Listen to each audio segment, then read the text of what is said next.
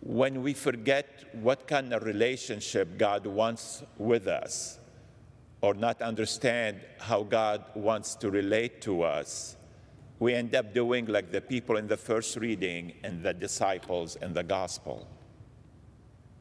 Our God wants to have a personal relationship with us. He's Emmanuel, the God who is with us.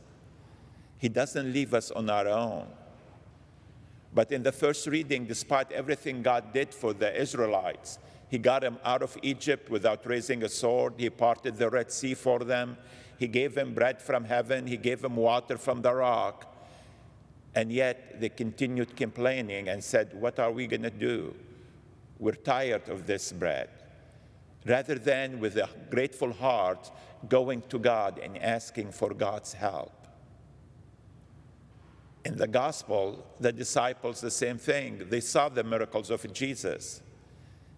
And they, faced with the problem they had feeding over 5,000 people, they, reverted to, well, let them go, let them fend for themselves.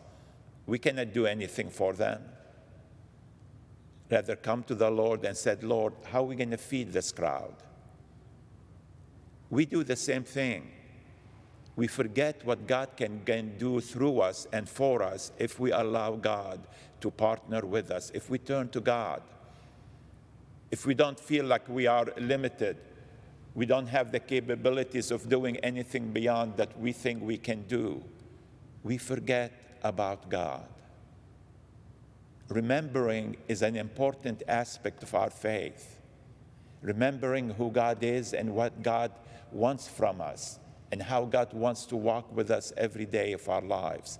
And that's why part of the Mass at the Eucharistic prayer, we remember what Jesus did for us, how He loved us unconditionally, how He died for us on the cross. So we won't live in fear, so we will be liberated from fear and from our limitations in our human form. Brothers and sisters, we're not alone.